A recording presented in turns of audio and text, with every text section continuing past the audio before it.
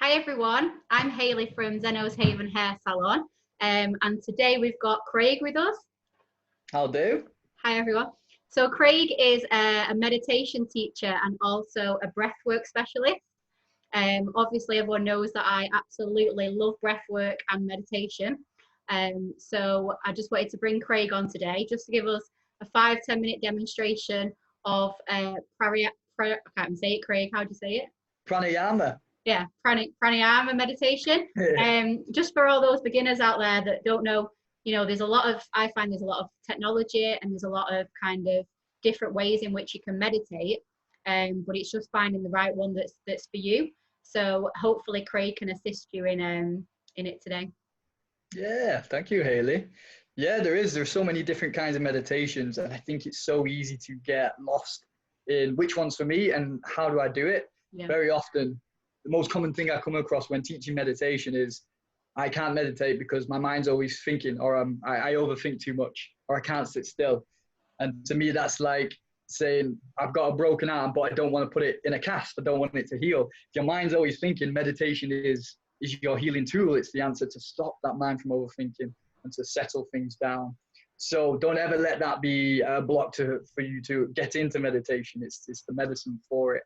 And it's being able to apply patience to what it is with meditation, because we've trained our minds so much to always be thinking and going into so many directions, as well as the social structure of our life. We've got jobs to do, we've got bills to pay, we've got family to look after, relationships to maintain. So we're so used to throwing out different levels of energy and always trying to move somewhere. Well, meditation is actually the opposite of that. It's to just sit still. In essence, to do nothing. But in that doing nothing is where complete freedom and space is, by the act of observation.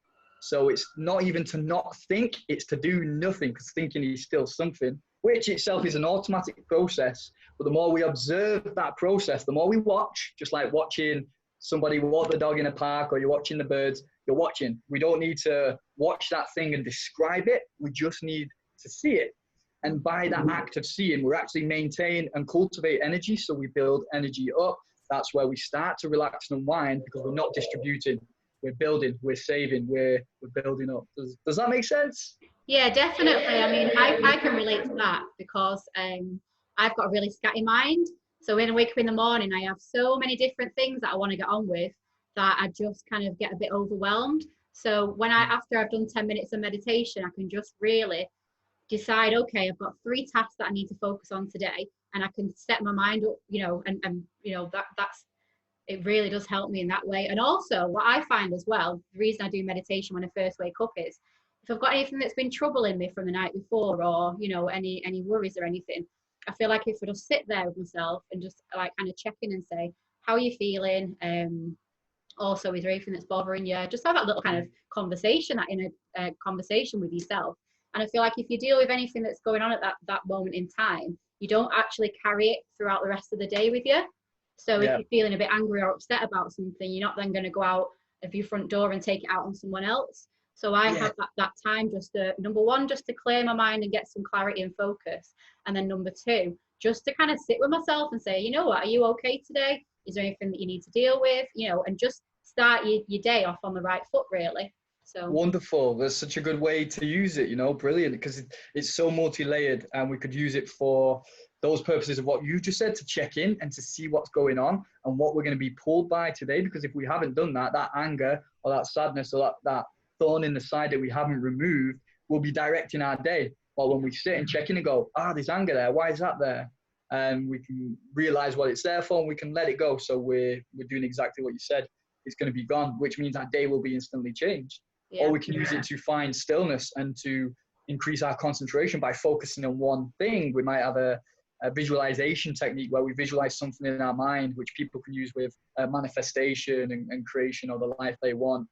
Or we can do it to just find space and using it towards, say, an esoteric practice or something more in lines with deeper depths of spirituality. Let's take Buddhism, for example, where we're looking to enhance space of consciousness. So just to stay in that observational space and see what we become by dissolving the personality and dissolving those levels of emotions, Yeah, so there's the different methods of what we use it for, but I think the most approachable way to use it is the one that you've just so well described, is to check in with ourselves and see where we are and how do we want our day to go, and what have we got left that's inside that needs to be regulated and released. Yeah, I mean, I think as well, I feel like I'm a little bit of an empath sometimes. So recently I've been feeling to myself like quite helpless. We're all stuck indoors and we can't really do much to help other people. So when I've been doing my practice of meditation, I've also been doing like a compassion, like a love and compassion kind of feeling. So anyone, I just close my eyes and I think about anyone that's out there that's suffering at this moment in time. And I'm just kind of send love out to them and compassion out to them. Because like I said, it's really hard to know what's going on in the world at the minute and not physically be able to help other people. So that is another practice I do, just to think, you know what, you know, you've sent that out there into the universe, and now just kind of get on with my day as well. It's so much, I mean, I've been doing that, is it Oprah, I can't say it, Oprah and Deepak, and that's been amazing. I think it's like 28 days, and it's about hope and uncertainty. So it bases it all around hope. And then once you've finished the meditation, which gets you to do through mantra, which I've never really done mantra before, but I'm really enjoying that. And then at the end of the meditation practice, you'll have a little notepad that pops up, and it's like self-reflection. So then it'll ask you a couple of questions so you can go a little bit deeper into that practice as well. So that's been really beneficial for me recently. And tonight I've been invited by a friend to do Kundalini meditation, where we will just be focusing on one mantra. And I find mantras really powerful as well. I mean, can you tell us a little bit more about mantras, Craig? Yeah, I absolutely love mantras as well. So mantras, we're generating sound. So realizing everything in life is coming from vibration, from where we are right now to the tables, to a chair, to food. Everything's vibrating. That's what the atomic structure is. It's always based around movement. Yeah. So that movement, it creates a sound. Now, when we use certain sound, or in this case, mantras, it changes the frequency of that vibration of the atoms. So when we do like Om, for instance, is the sound of creation, is the sound of the universe, the primordial sound, they call it in esoteric texts. So when we do that, we're getting ourselves in line with that stream of sound, and we're tapping into the frequency of it so we can become more of that energy. Now, we have different chambers in the body. So when we do Om, which is pronounced A-U-M, you see it as O-M or O-H-M, but it's pronounced A-U-M. Those three sounds, that R starts in the belly, that O moves to the chest and the throat cavity, and that goes up to the brain, the pineal gland. You follow that mantra all the way up. Now, you get to increase your concentration with a mantra, especially the Om, because you follow the sound. So every time you do that Om, Om, Om, you're focusing on the sound, which makes it easier to meditate, because meditation it's like you have to follow a string, you have to follow something to take you into the depths of it. Because if you just try to say, right, let's go meditate now, we sit there, it's not going to happen, because the mind's like, I'm not used to this. I'm going to think about that. What's for dinner? What did that person say to me? Why do I feel like that? Da, da, da. And it'll go 1,000 different ways. We have between 55 to 65,000 thoughts a day. So when we use something to focus on, like a mantra or a visualization technique, personally, the mantra, I find the easiest way to hold concentration. Your mind has got a task to do. It's going, right, this is what I need to focus on. And we have sound, so the body's getting involved as well, and we're following the flow, and you get to feel it too. You get to feel the energy that's coming in through the frequency that we're using. And on top of that, yeah, we're activating the cells in a specific way by using specific mantras. That's why there's so many of them, to activate different resonances, different feelings of energy inside us.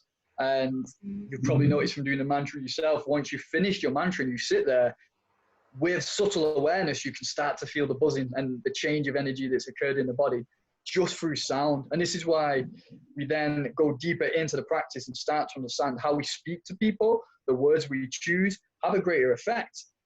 And we can then take on responsibility and think, I want to emit this kind of feeling to people or sensation, and have responsibility for ourselves. So I will talk to somebody this way, and I'll talk to somebody kinder, or I will sing with this tone, because it all leaves an effect. It all has an energetical effect on us. I mean, we're energetical beings, so we're always affecting people, whether we're aware of it or not. Just the more aware we become, the more useful and helpful we can become, and the more beneficial and positive we can become as well.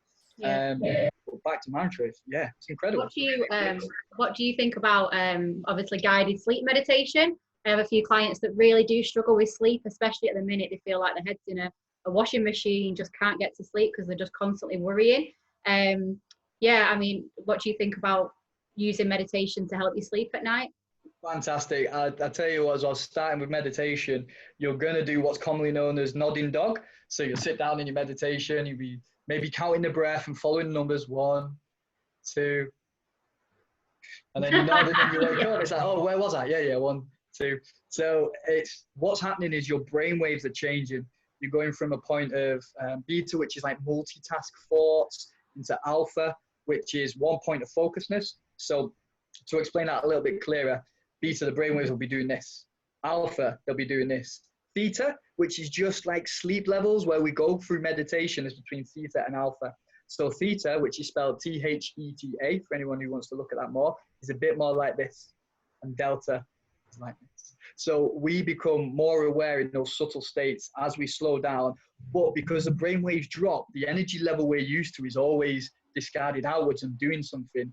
It's difficult for us to stay awake, stay aware in those states. That's why we're thinking a lot or we fall asleep, because we're not used to holding consciousness in that state. When I say consciousness, we can just think of awareness. What are we aware of? We're not aware when we're doing things automatic. We don't have to think to brush our teeth. We don't even have to think to drive to work most of the time. We get there and like, how did they get there? You know, without thought, because we were thinking about other things. That's when it's in our unconscious. That's when our automatic behaviors are taking over. So when we become conscious, we start to see those automatic behaviors more, and they might actually be negative, or we might be based on trauma or fears rather than one of moving forward or positivity. And when we see them, that's when we can start to change them. If we don't recognize them, we can't change them. But back to the brain waves is going to delta, and that's where deep levels of meditation are. Now, using that one for sleep is great because we're following that line to help us ease into it. And through that state, the practice which we've spoke about before, lucid dreaming, you can start to become conscious as you go to sleep and be conscious in your dreams. And this is, again, a really refined level of meditation that is very familiar in Eastern philosophies, with Hinduism and Buddhism, etc. And that will also show us our level of consciousness and awareness. The more conscious we are, the more enveloping we are of life, the more of life that we become aware of and we can take part in consciously. We don't become mechanical or robotic. Wow. So you can obviously tell that you're passionate about meditation, aren't you? At what age did you actually start meditating, and what was it that drew you towards, teaching meditation and that kind of? I never really asked you this question. Oh, it was at the age of 24. So how old am I? I'm 32 now. So it was 24, and my lifestyle was like everybody at that age. Really, I was going out a lot. I was drinking a lot and partying a lot. And it was great. I had a lot of fun with it. And then a friend of mine, he said, "You want to come to the Buddhist center to try some meditation?" And I thought, yeah, all right, ninjas do meditation. Ninjas are cool. I was always into martial arts. So I thought I'll go with him. And I went and I did my first meditation session, and it slapped me. And I was like, what the hell have I just experienced? Yeah. And I'm so fortunate and grateful to that experience, because that changed my life. It changed my life there and then. I then researched what had happened. Why did I feel something completely different, which was the dissolving of my personality and of the state of mind I was so familiar with, which made me look at consciousness and alternate states of consciousness. That took me down the path of psychedelics, the entheogens and plant medicines. It took me down, got me into lucid dreaming, which eventually, after all this journey, which was years, it took me into the breathwork. And finding we can access these deeper states of trauma release healing and the psychedelic alternate conscious state of awareness through the breath and through the body.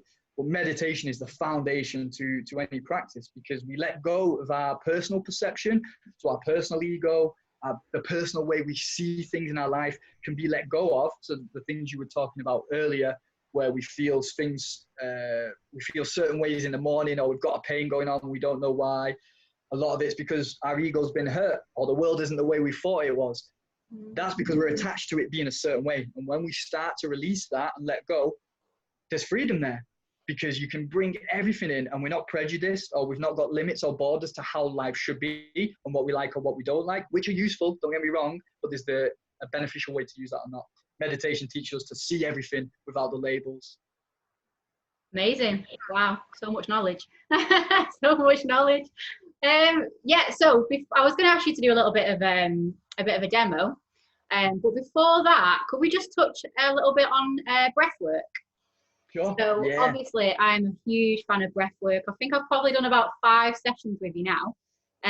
Each session's been completely different. The first one was very much on a physical level. So I used to struggle with really bad carpal tunnel in both my wrists from hairdressing. Went to the doctors, tried medication, couldn't do any. I even got to a point where I thought I might have to give up hairdressing. I couldn't do one press up because my wrist was so painful. And then I came to one of your breathwork sessions, did 45 minutes, and it was like magic. Like the pain from my wrist just disappeared. I don't know if I ever told you this or not, but yeah, it was like it was cured. So that was my first session, and then obviously I've done ones where I've worked on an emotional level. So had a lot of suppressed anger as a child, which I didn't realise that I still had inside of me. And yeah, so when we released that was quite intense at the retreat. I can't remember if you remember that or not. But yeah, so I've done lots of different breath work, and each time's been different. I felt like one time I even touched on a little bit of inner child work while we were doing it. So my understanding of this, correct me if I'm wrong, is that you're releasing, it's a lot more oxygen that's going around your body in that moment in time. So any blockages or any stale emotions that you've got locked in the body, it just really helps to release them. And then you can just tell me a little bit more about what it actually does. Yeah, that's a great introduction to what it is, Hayley, that influx of oxygen. So oxygen and prana, they're basically the same thing with different understandings. Because there's always a surface level to everything, and then there's the much deeper side to everything as well. So oxygen being the surface level, we know that that's keeping the body alive. We establish a relationship with the breath. First thing when we're out the womb, we take the breath in. The last thing we have that leaves us is the breath. So there's that in and that out. And that's constantly throughout our whole life.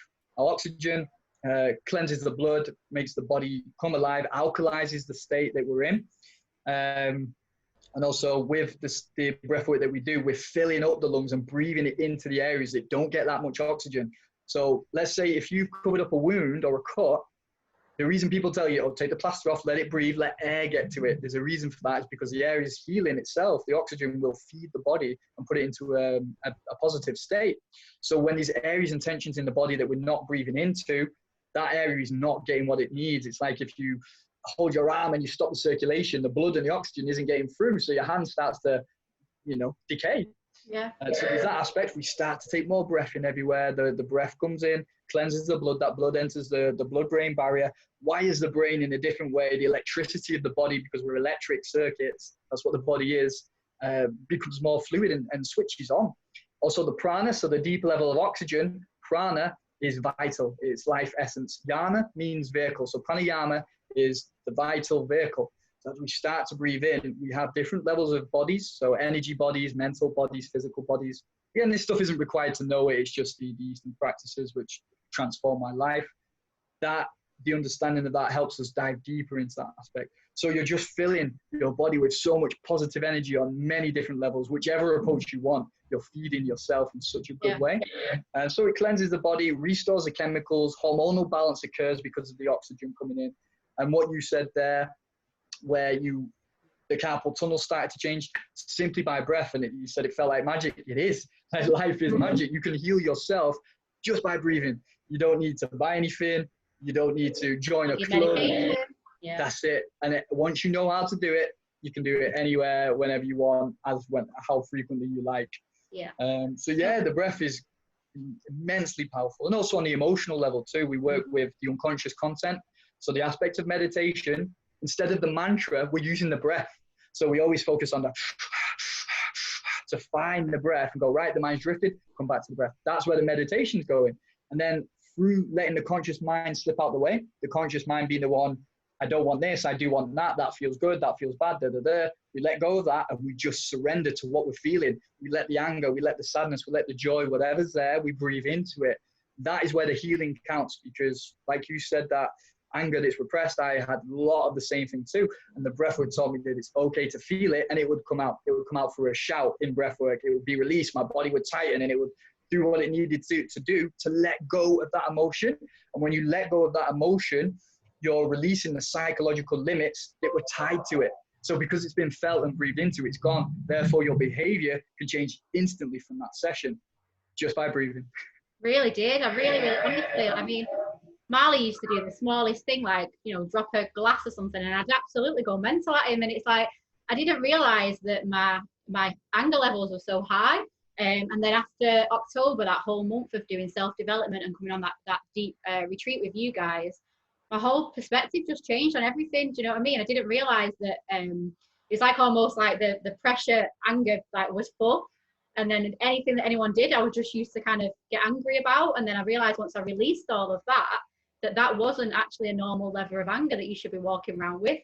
And then like the rest of the year, I just felt so calm and so peaceful. It was really, really good. But I mean, me and you, we are into, like, you know, all this kind of spiritual stuff. But there's a lot of people out there that want to try breathwork for the first time. And I just want to give them like a little bit of kind of like maybe what to expect, what kind of sensations they're going to feel. We've also talked about claw hands, haven't we? First time I did it, that scared me a little bit. So if we can give everyone maybe like a little bit of what they're going to expect and what they're going to feel. And then afterwards as well, I think for the next few days afterwards, you can either feel quite emotional, or you can feel amazing, or you can feel a little bit down because you've still got, you know, some of the, you know, you're still kind of processing certain emotions and stuff. So is it, what can people expect as a first time breath session with you? Yeah, and in breathwork sessions, it is scary. It's similar to people who are going to do like ayahuasca or psilocybin, psychedelic experience, where there's fear there because we don't know what's going to happen, because we're entering different realms of the mind and we're letting go of the known, which is why we stay in our habits, even if they're damaging to us or unhelpful or keep us down. We stay there because we know them. And even that can be quite hard to acknowledge and accept, but it's completely true. So when we're going into the unknown, is fear comes with it, because the conscious mind, or what the mind knows, doesn't want to go there. So first of all, we accept that. It's like, right, I'm just going to breathe. And I always tell this to the first timers in my regular sessions is just relax with it. Have a sense of humor, let go. Just breathe to whatever comes. And as we start to breathe, round about the first 2 to 3 sessions, as you get claw hands or T-Rex hands, and your hands come up and they cramp, and you can get real tight pains. A lot of that, depending on what school of philosophy you ask, is one, there is carbon dioxide being pushed out. Now we've got, as we inhale, we take in oxygen. As we exhale, we push out carbon dioxide. That's also our synergistic link with nature. The trees give out the oxygen and they feed off carbon dioxide. We breathe in oxygen and we give them carbon dioxide. So we get a lovely little cycle. But yeah, we push carbon dioxide out so the blood vessels can tighten up from that as we start to take more oxygen in. So it's very normal, and we can feel pains and tensions in the body. Now, these other pains and tensions can come from that emotional content. From doing the online sessions regularly, people have been messaging saying, I've got tight in my legs, some in their ankles, some in the jaws. I get a lot in my traps, where I'll tighten up a lot in life generally. All it does is bring to our awareness where our pains are. Now, the physical pain is coming from something emotional and psychological, and that is 100% true. If you've got a recurring pain, it's not just, oh, bang my elbow and this pain's there. There's a reason that pain is always in that reoccurring place. Every part of the body has an emotional and psychological link to what's going on. So this way we can actually discover more about ourselves if we choose to pursue that. So yeah, we can have tensions that we breathe into, we let go, we let the emotions, we can feel very vulnerable, very raw, very open. It can be very fun, very playful. It can be very sexual. It can be absolutely anything. The body itself can move, and you let it do whatever it wants to do, and just give yourself permission to 100% feel, because we're so used to that suppression of not being allowed to feel because society says this. My parents told me to behave like that. I have to do this to get love. That person only likes me when I'm like this. All of these out external conditions, they limit us who we are, what our true sense of being is, because we're looking to be accepted and to be part of something with everybody else, or to be seen a certain way. Now, when we let go of all that, which is the meditation and the breath, free expression comes, and we move more into wholeness of who we really are, because we're no longer holding on to those limits. So the breath, again, works on those different levels, and it's so powerful. And we can feel vulnerable from that. Yeah. You just take it easy with yourself after sessions. You drink plenty of water, you stay relaxed, you try and stay away from alcohol and caffeine, and pretty much 95% of people always feel in bliss after the session, even if it's been quite sad or traumatic. There's always that sense of, oh, I feel better for doing it, and your cells come alive, and everyone feels bloody great most of the time after a session. Brilliant. So if your body does kind of start to lock a little bit, do you just breathe into that feeling, or do you just slow your breathing down and come out of it for a little bit until you're comfy and then go back in?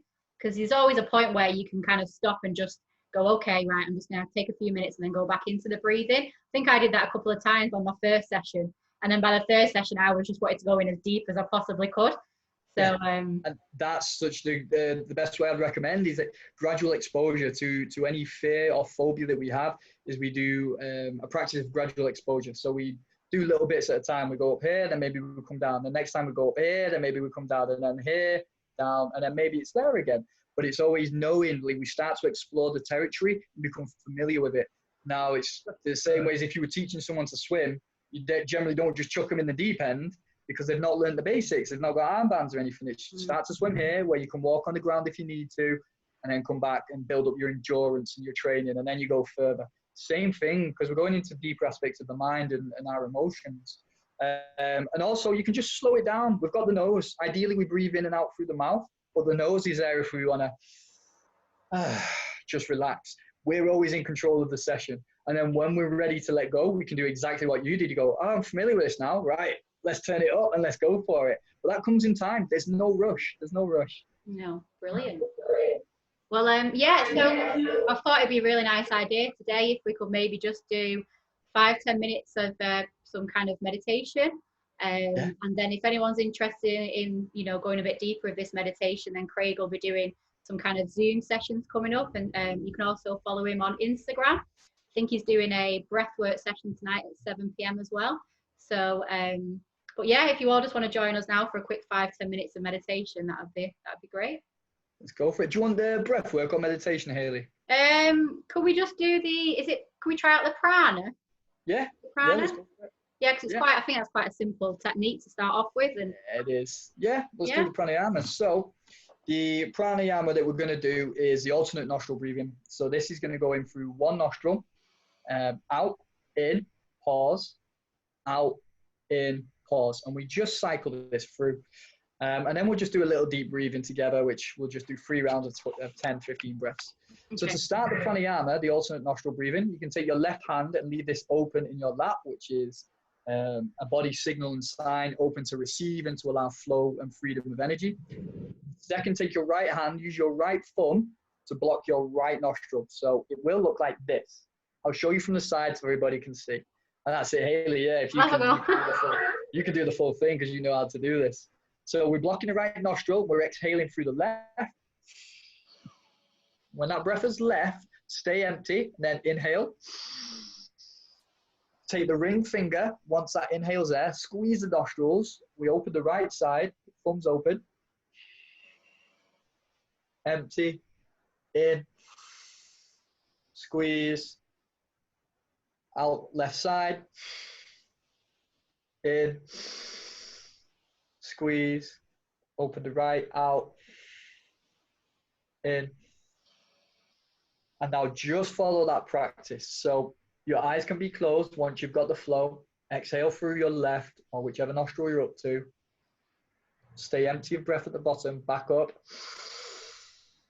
Squeeze the nostrils gently together so the oxygen stays in the brain, the prana's in the body. Open the right side, the thumb, exhale. Back up. Pause. Keep doing that breath now so you start to find your own flow. Now, as we're breathing, follow that breath into the belly. So you feel the belly rise as you inhale. And with the pause, and you feel the belly slow back down and drop to the ground as you exhale.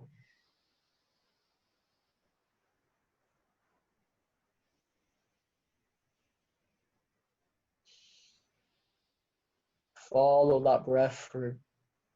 So we use the mind to stay with the breath. This is why it's a meditative practice. The oxygen itself starts to slow the body down. The breath is such a strong hack to hack your state of mind, hack your emotional and your physical state. Because by taking in more oxygen into the belly, not your chest, ensure you're breathing deep. That's why we use the belly to make sure we're rising through the stomach. The lungs are being filled when we breathe into the belly. And through that, the physical body softens. Now check your right shoulder that always likes to come up, soften that right shoulder. And that will happen again and again. So we always check back in every now and again. Is the body soft? Is my belly loose? Am I still holding any tension?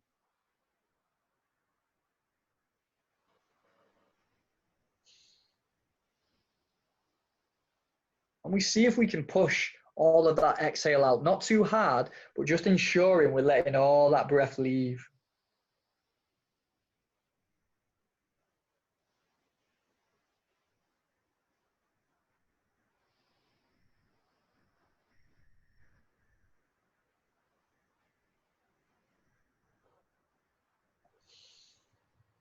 Wonderful. We're just going to go for 60 more seconds. So stay with the breath. Every time the mind wanders, bring it back to how the breath feels. Can you keep the attention focused on the rise and fall of your stomach?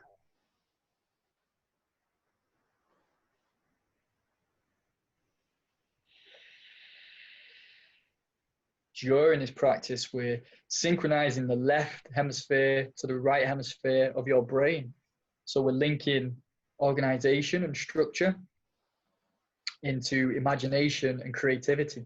So the brain wires and works together. So we fire up more brain cells, the brain becomes more alive, we can think clearer with more oxygen in the brain.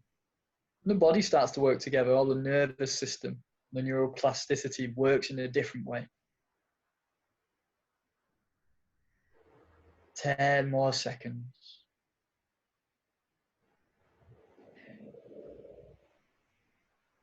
Now in your own time, exhale out of the left nostril when you're back there, and then stay relaxed. You can just pop the hands down once you've breathed out of that left nostril.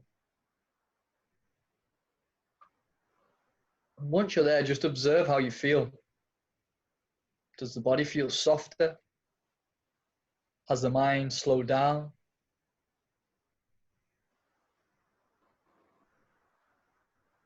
From there, we're then going to go into deep breaths. So we're going to take full breaths in and full breaths out. It will sound like this. We're going to do 10 of these. And then that final breath, we're going to hold an 11th breath in. And we're just going to sit with that breath. So we can begin now. Full breath in. Release and let go. Second breath in without a pause.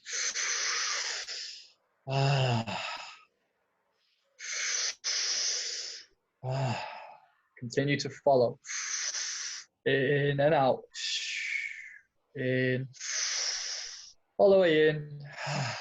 All the way out. 5 more.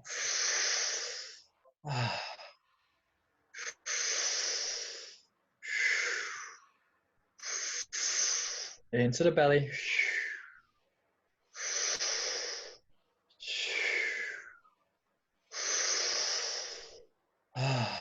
Final breath, deep breath in and hold.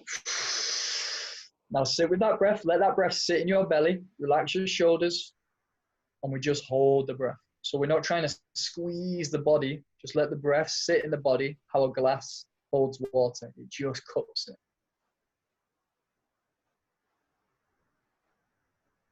Notice how you don't need to let go.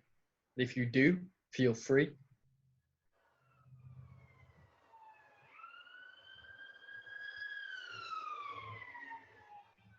Exhale, release. Take a natural breath in and let go. We're going to do a second set. This one's going to be a little bit faster. It will sound like this. So we push that exhale out a little bit. We're going to go for 15 breaths together. We'll start this practice now.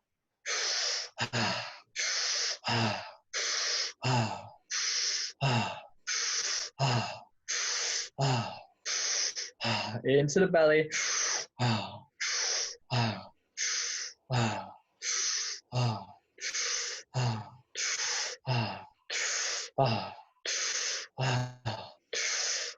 Inhale. Hold that breath. Sit with it. We may find the mind and the body starts to feel tingly. The brain can feel a little dizzy. Allow that to be there. Relax with it. Just stay what level you're comfortable.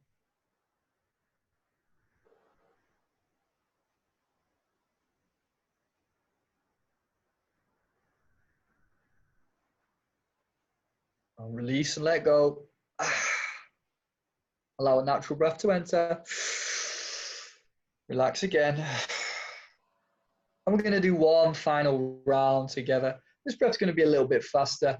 If you want to use any of the other techniques we already have, which were slower, you can do. And the nose is there if you want. This breath will sound like this. And we're still breathing into the belly, not the chest. Final round together.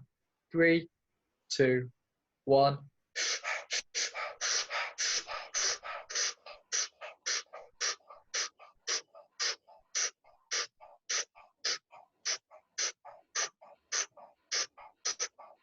Deep breath in and hold.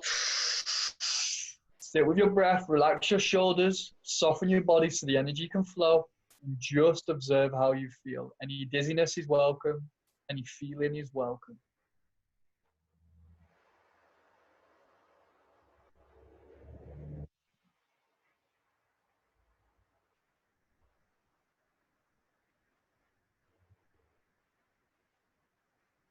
Observe the feelings, let meditation happen. We're not trying to think or describe how we feel, we're just feeling it, we're just looking at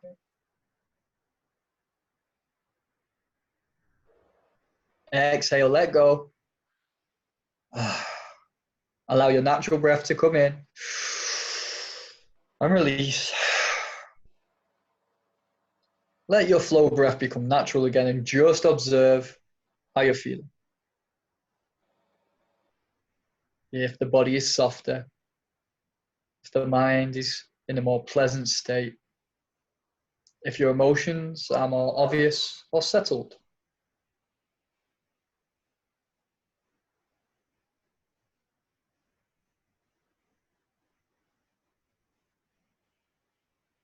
Taking the time to recognize you've done a practice of benefit for yourself, to elevate your state of mind and your emotions, to let go of anything that doesn't serve us, to feel anything that's there and let it be felt without judgment or description. And knowing this practice was less than 10 minutes and how effective this small amount of time can be for our well-being. Allowing a small smile to appear at the corners of the lips. Taking a big breath in and let go. And then moving the neck, the arms, the shoulders, whatever feels good. Have a little wiggle, a little dance. And then bring yourself back around. Wow. How are you feeling, Hayley? I feel like I go to bed now. Yeah, you know, it is really good to do before bed. Is we don't just have to use it for the breathwork sessions in which I use music to stimulate certain emotions and states of mind. But it's great just to do that before bed, either the pranayama or the consecutive breathing, just to rest the body, because that oxygen helps us relax. It helps us let go of this thinking tool. Because if there's tension in the body or there's tension in the mind, they're linked. There'll always be tension somewhere. So we breathe to expand and to release. Yeah. I think it's really important right now as well, because I think anxiety levels are quite high everywhere. And like I said, I'm using this time now that I've got off just to kind of make sure that I'm doing my meditation every single day. And by doing it every single day, definitely, like you said, it does make a massive difference, like the consistency of it. It's not something that you can just kind of pick up and put down when you, well, you can do that if you need to kind of, you know, if you're feeling high states of anxiety, it's great for in the moment. But if you want to kind of strengthen your practice, I think it's really beneficial to try and fit it into your, like, every day of the week, really. Yeah. But yeah, I would agree. I think meditation is medication, and we don't always need medication. So when the mind's overthinking, and we can't sleep, use it.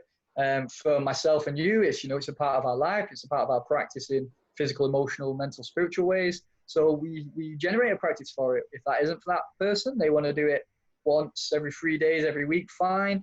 But you'll see the benefits grow the more we give ourselves to simply 10 minutes. You know, it's such a massive beneficial practice. And I do truly believe if we were to give it a sincere go of trying it every day for 3 weeks, you'll notice some amazing changes. Yeah, I don't think you can just talk about it like we said. I think you've got to actually do it, and doing it, you actually then start to feel the benefits. I've been saying I'll do it forever, and I need to start practicing what I preach. So yeah, every day I'm doing it now, and I noticed if I've not done it for one day, I feel like unorganized. I feel like I've not started my day right. So it's something that I definitely need to stick with. Wonderful. You can do it when you go for walks as well. It's not always about just being sat there. If you want to just go for a mindful walk, you know, while you're running, you can be counting your steps or things like that. You know, there's all different ways. Find what works for you and explore it.